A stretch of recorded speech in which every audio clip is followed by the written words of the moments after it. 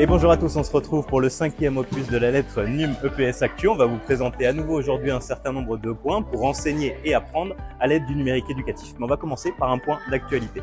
Effectivement, aujourd'hui on se retrouve dans un gymnase parce que le Cercle numérique va vous proposer d'ici peu une classe ouverte, des classes ouvertes plutôt. On a justement Kevin qui est là pour nous en parler. Kevin, concrètement, qu'est-ce que c'est une classe ouverte? Alors une classe ouverte, comme vous le savez, il n'est pas toujours évident de se rendre compte du déroulement réel d'une leçon enrichie par le numérique avec des élèves.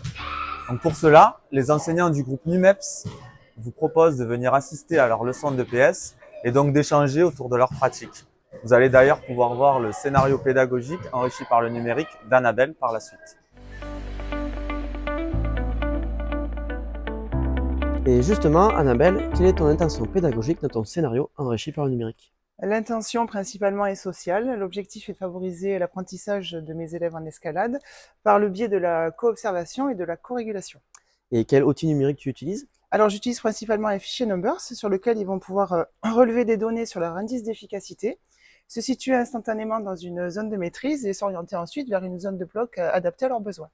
Et fais-tu appel à la vidéo? Oui, tout à fait. Sur la zone de bloc, ils peuvent se filmer et obtenir ainsi une connaissance qualitative immédiate de leurs résultats pour savoir s'ils ont validé leur bloc ou pas. Vous pouvez retrouver l'ensemble des scénarios pédagogiques proposés par le groupe NUMEPS ainsi que les outils numériques sur le Pearl Trees et également sur le PPA EPS Montpellier. Alors on s'est intéressé au travers de la proposition d'Annabelle à l'intention sociale, mais les travaux du NUM EPS s'intéressent également à l'intention affective. Et on le sait, pour qu'un élève puisse espérer apprendre, il est important qu'il vive des émotions positives, qu'il soit motivé ou qu'il soit engagé. Et justement, dans les programmes du collège, il est écrit que les émotions jouent un rôle essentiel dans l'engagement dans les apprentissages.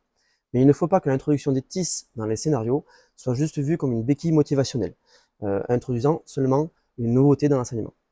En effet, si on se réfère aux travaux notamment de Valran et Thiel, qui est sur la motivation, on le sait bien, c'est pas uniquement l'important, c'est pas uniquement le déclenchement du comportement, c'est surtout d'en assurer la persistance, la continuité et l'intensité. Et du coup, comment dépasser cela? Alors on pense, au travers des propositions que nous pourrons formuler avec le groupe, qu'il est notamment important que le recueil qu'on va utiliser, l'outil qu'on va utiliser fasse sens pour l'élève, qu'il lui soit évidemment adapté à ses capacités. Mais on pense aussi et surtout qu'il doit lui permettre d'éprouver un sentiment d'autonomie, un sentiment de liberté, et l'invite à mesurer l'écart entre ce qu'il sait faire et ce qui est attendu, donc à mesurer ses acquisitions. À présent, nous allons faire un zoom sur une application. Nous allons vous parler de Plickers et de QCM-Cam qui sont des applications web qui permettent de réaliser des sondages sous forme de QCM avec des QR codes. Concrètement, tu l'utilises comment en EPS? Alors en EPS, tu peux l'utiliser par exemple pour de la coévaluation dans le champ 3 en acrosport. Les élèves vont observer une prestation et déterminer grâce à leur badge un axe de travail. Il ne te reste plus ensuite qu'à passer avec la tablette pour relever les choix faits par les différents groupes.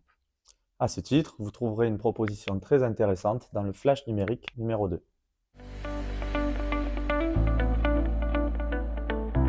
Et pour terminer, vous retrouverez dans les informations officielles un zoom sur le portail pédagogique académique de l'Académie Montpellier et du coup en EPS.